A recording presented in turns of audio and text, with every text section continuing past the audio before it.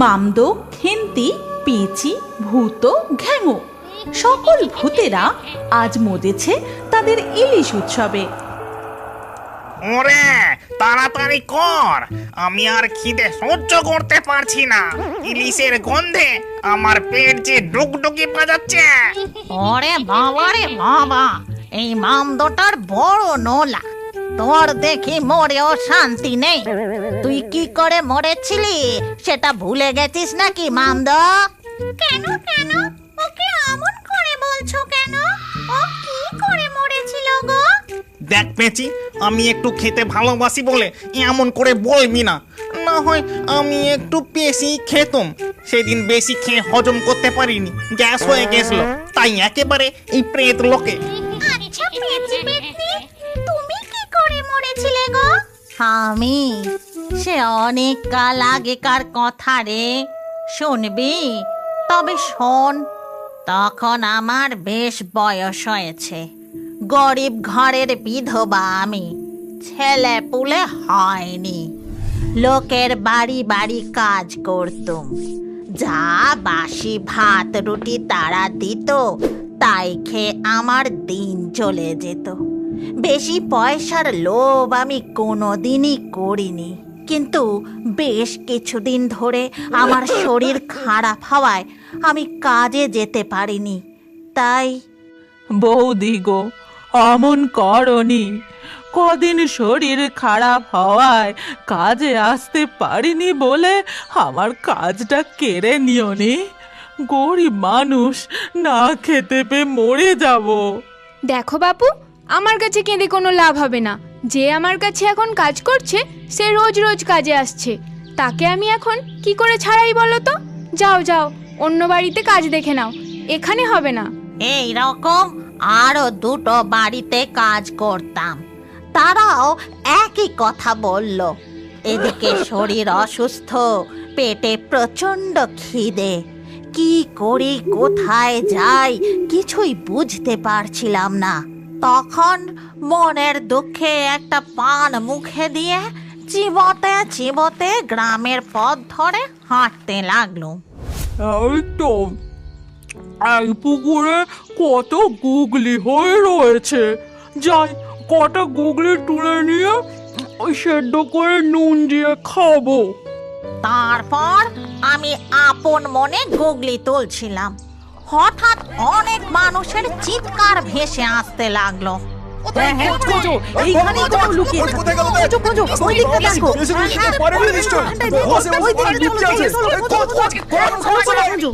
এই তো, এইখানে এই পুকুর পাড়ে লুকিয়ে বসে আছে। ওগো, নিশ্চয়ই একেবারে খেয়ে নিয়েছে এই ডাইনি। ওর মুখে যে রক্ত লেগে রয়েছে। হ্যাঁ, তাই তো তাই তো, এর মুখে রক্ত লেগে রয়েছে। ধরো ধরো, ডাইনিকে ধরো সবাই। কি হয়েছে? তোমরা এইসব কি বলছো? আমি তো কিছুই বুঝতে পারছি না। তোমরা আমাকে ধরবে কেন? ধরবে কেন মানে? এই যে মুখে রক্ত লেগে রয়েছে। আমার ছেলে কোথায় বল, বল শিগগিরই।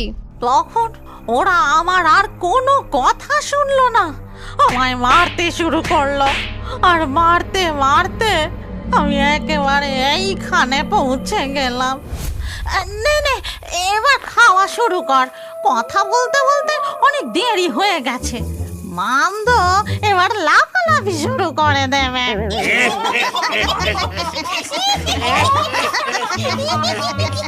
একই রে পেঁচি পেতনি, আমাদের নতুন বন্ধু যে কিছুই খাচ্ছে না, ওর পাতের সব কটা ইলিশ যে পড়ে রয়েছে।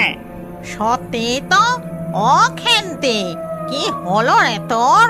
অমন টাটকা তাজা ইলিশ খাচ্ছিস না কেন? সেই 6 বছর আগে আমি মরেছি। তারপর পেতনি হয়ে এই গ্রাম সে গ্রাম, শ্মশান জঙ্গল কত জায়গায় ঘুরে তারপর একদিন তোমাদের সঙ্গে দেখা হলো। আর আজ ইলিশ উৎসব পালনে এই নদীর ধারে তোমাদেরই সাথে এসেছি। কিন্তু গ্রামটা আমার খুব চেনা চেনা লাগছে জানো। ও সব গ্রাম একই রকম দেখতে লাগে, ও নিয়ে তুমি অত ভেবো না তো। নাও নাও, খেয়ে নাও। না, আমি খাবো না, আমার ভালো লাগছে না। আমার কেমন যেন মনে হচ্ছে এই গ্রামটা আমি খুব চিনি। আচ্ছা, আমি না একটু গ্রামটা ঘুরে দেখে আসি। এই কথা বলে খেন্তি সেখান থেকে উড়ে চলে যায়। তখন মামদো আর কোনো কথা না বলে চুপচাপ খেন্তির পাতের মাছগুলো খেতে শুরু করে।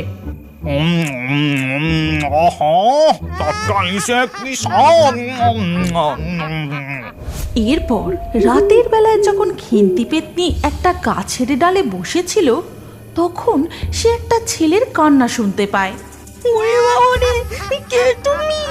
আমায় ছেড়ে দাও, আমায় মেরো না, বাঁচাও! কে কোথায় আছে? বাঁচাও!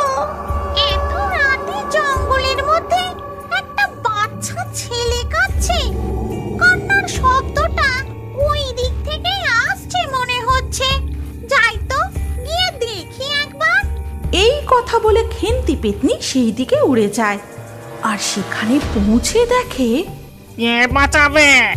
কেউ বাঁচাতে পারবে না এই মামদো ভূতের হাত থেকে।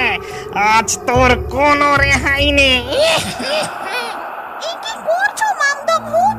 ও যে একটা বাচ্চা ছেলে, ও কি তুমি? কতদিন পর এমন কচি টাটকা মানুষের বাচ্চা পেয়েছি বলে কথা। সত্যি তোমার বড্ড নোলা। আমি তোমার এই ছোট্ট ছেলেটিকে কিছুতেই খেতে দেব না। এই কথা বলেই খেন্তি পেতনি ছেলেটিকে নিয়ে সেখান থেকে অদৃশ্য হয়ে যায়। তখন মামদো এই সেরেছে। ও খেন্তি, আমি যে একটু মজা করছিলাম। ছোট্ট ছেলেকে জঙ্গলে একা পেয়ে একটু ভূতের ভয় দেখাচ্ছিলাম গো।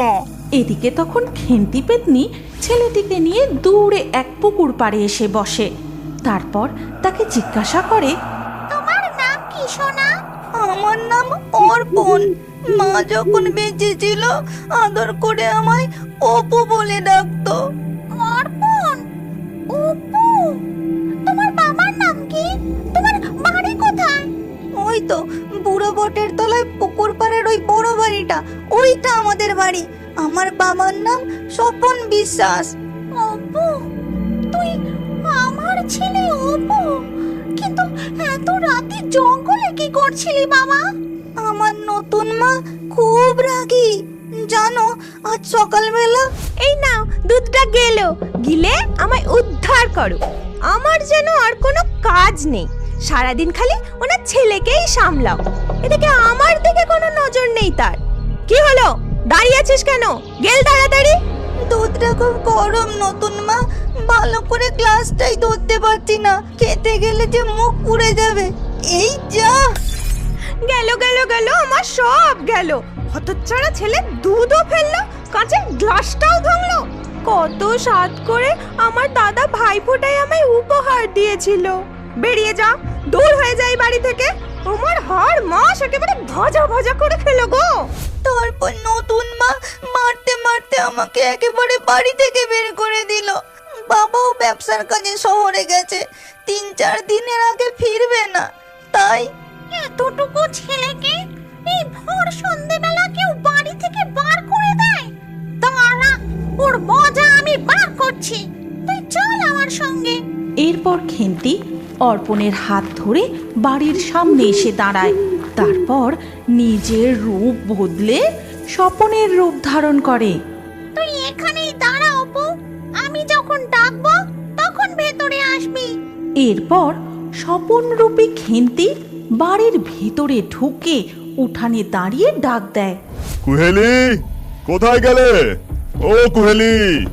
হে কি তুমি এত তাড়াতাড়ি ফিরে এসেছো যে? তোমার তো 3-4 দিন বাদে আসার কথা ছিল গো। হ্যাঁ, যে কাজে গিয়েছিলাম তা মিটে গেল, তাই তাড়াতাড়ি ফিরে এসেছি। অর্পণ কোথায়? ওকে তো দেখতে পাচ্ছি না। অর্পণ? সে তো আমার কোনো কথাই শোনে না। কত করে বারণ করলাম সন্ধেবেলা খেলতে যেতে নেই, তবুও বেরিয়ে গেল। বলল বাবা এখন বাড়ি নেই, তাই আমার যা খুশি আমি তাই করব। বটে, তা সে খেলতে যাওয়ার আগে কিছু খেয়ে গেছে? খাইনি আবার, সারাদিন শুধু খাওয়া আর খাওয়া।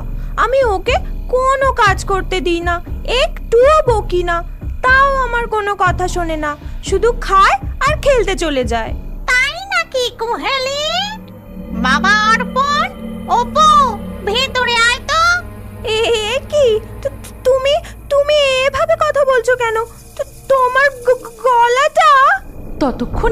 সেখানে অর্পণ চলে আসে আর খেন্তি তার আসল রূপ ধারণ করে।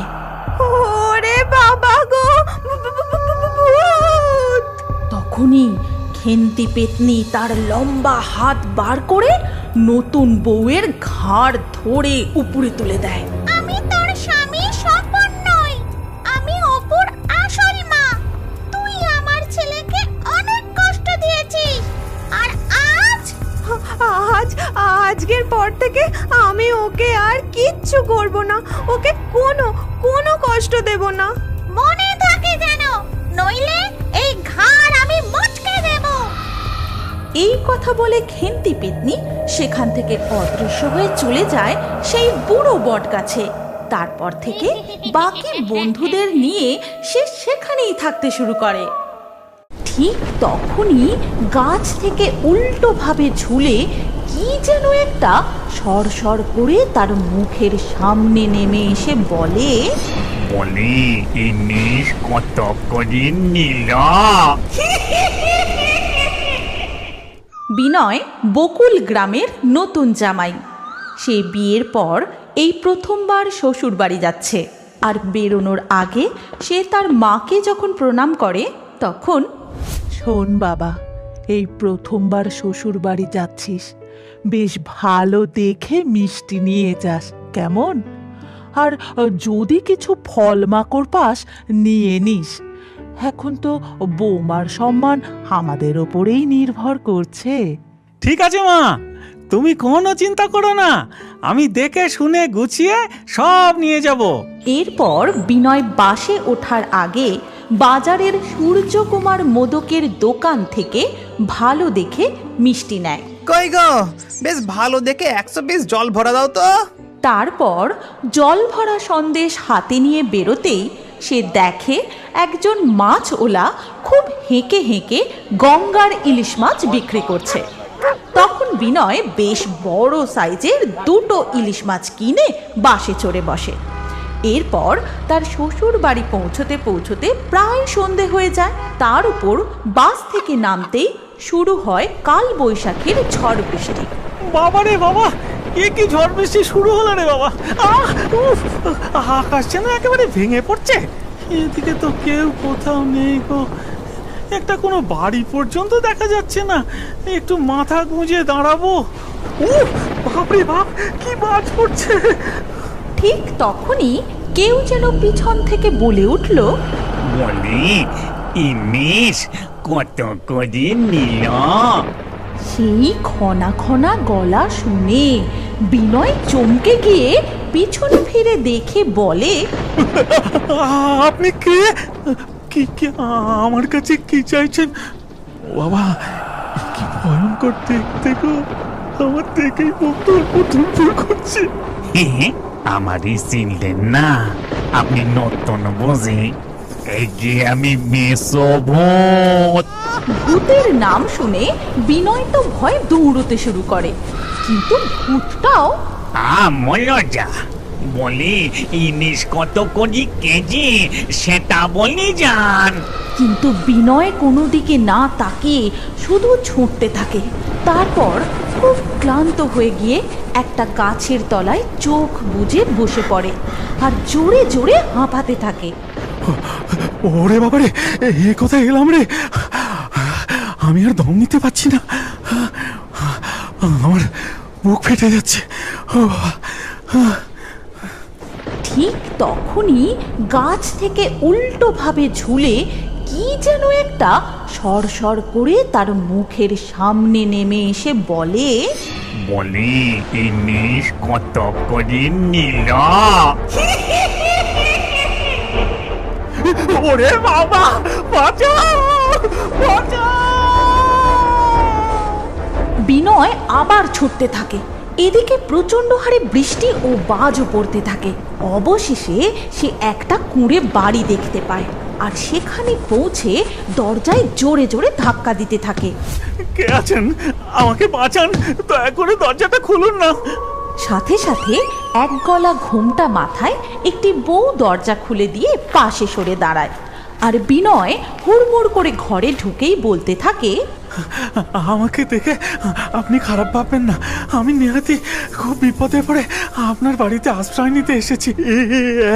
একটা ভূত আমাকে না রীতিমতো তাড়া করেছে। ও মা, তাই নাকি? দেখুন তো তাকে এই রকম দেখতে কি নাই? বিনয় চমকে গিয়ে মাথা ঘুরে সেখানেই অজ্ঞান হয়ে পড়ে যায়, আর তার হাতের ইলিশ মাছ হাত থেকে ছিটকে পড়ে যায়। মিষ্টির বাক্স থেকে সব জল ভরা সন্দেশ ছড়িয়ে পড়ে। তখন থেকে বলছি ইনিশ কত করি, ইনিশ কত করি, তা বলেই না। আরে বাবা, পেট্রোলে কি যাওয়া যায়? আগে কিছু এদিক ওদিক কথা তো বলতে হবে নাকি? আহা, কতদিন যে খাইনি। এই বলে ভূত ইলিশ মাছ তুলে তার গন্ধ শুঁকতে থাকে, আর বিনয় সেখানেই অজ্ঞান হয়ে পড়ে থাকে। এর কিছুক্ষণ পর ভূত নিজে থেকেই জল এনে বিনয়ের মুখে চোখে ঢেলে দেয়। তারপর আমি কোথায়? আমার পাশে। আমাকে ছেড়ে দাও মেচো ভূত ভাই। ওই ইলিশ মাছ তুমি নিয়ে খাওগে যাও। দুধ বোকা, ওভাবে কি আমি খেতে পারি? আমার পিণ্ডদানের সময় নিবেদন করতে হবে, তারপরে। মানে? তবে বলি শোনো, এই গ্রামে মস্ত এক জমিদার ছিল, তার গায়ে ছিল খুব শক্তি। সে সকাল বিকেল মুগুর ভাসত, আর এত এত খাবার খেত। আর আমি সেই জমিদার বাড়িতে সবে নিযুক্ত হওয়া সামান্য এক চাকর। আমার নাম ছিল নকুর। তাই একদিন হলো কি, বাবুর জন্য অনেক মাছ ভাজা হয়েছে। সে রুই, কাতলা, ইলিশ, বাবারে বাবা কত মাছ! আমি তো মাছ খেতে খুব ভালোবাসতাম, তাই নব সামলাতে না পেরি মাছ তুলি সুপি সুপি খেতে লাগলাম। তারপর ওই ইলিশ মাছ ভাজাটা যে তুলি মুখে পুড়তে যাবো, ঠিক তখনই গিন্নি মা। ও মা গো, এ কোন স্বর্গরে এনেছো গো? ওগো শুনছো? দেখি যাও। ওগো দেখো দেখো, সব মাছ খেয়ে ফেললো গো। হায় হায় হায় হায় হায়। মুঝে বাবা, বাবু তক্ষুনি তেরি এসে আমায় স্যাং দোলা করে তুলে নিয়ে গিয়ে সোজা পুকুরে ছুঁড়ে ফেলে দিলেন, আর পেছন ফিরে তাকালেন না। এদিকে আমিও সাঁতার জানতুম না, হাঁপিয়ে হাঁপিয়ে জলে ডুবে মারা গেল। আর সেই থেকে মেসো ভূত হয়ে ঘুরিয়ে ঘুরিয়ে বেড়াচ্ছি। শ্রাদ্ধ হয়নি তো, তাই আত্মার শান্তিও হয়নি। ও, এই ব্যাপার? তুমি কিছু চিন্তা করো না গো, আমি গ্রামের সকলকে বলে তোমার শ্রাদ্ধের ব্যবস্থা করবো, সাথে ইলিশ মাছও নিবেদন করবো। কিন্তু তুমি না এভাবে আর ভয় দেখিও না। এরপর বিনয় শ্বশুর বাড়ি গিয়ে সবাইকে সব কথা খুলে বলে, আর সব কিছু শুনে গ্রামের সবাই মিলে নকুরের শ্রাদ্ধের ব্যবস্থা করে, আর সাথে ইলিশ মাছেরও। সেই ইলিশ খাওয়ার পর নকুরের আত্মার মুক্তি হয়ে যায়। তুমি কি এখনো বড় হয়ে কার্টুন দেখতে ভালোবাসো? তাহলে তোমার নাম ও বয়স কমেন্টে জানাও। আর আগের ভিডিও থেকে লাকি ড্রয়ে নির্বাচিত নামগুলি হলো বিবেক, রায়হান, শারমিন, মহিবুল, সোনালী, গোপাল, রূপা, সঙ্গীতা, শান্তনু, অহনা, আফসানা, প্রিয়া, মাহি, সুজন, পবিত্র। যে সকল দর্শক আমাদের চ্যানেল সাবস্ক্রাইব করে তারপরে কমেন্টে নাম লিখেছেন, আমাদের পরবর্তী ভিডিওতে তাদের নাম বাছাই করা হবে। তাই ফেয়ারি টুনস ইউটিউব চ্যানেল অবশ্যই সাবস্ক্রাইব করবেন এবং স্ক্রিনের উপরে আসা আমাদের পরবর্তী গল্পটিও দেখুন। তাতেও আপনার নাম থাকতে পারে, না থাকলে আবারও আপনার নাম পরবর্তী ভিডিওতে লিখে দিন। কি ভাবছেন? তাড়াতাড়ি ক্লিক করে দেখুন।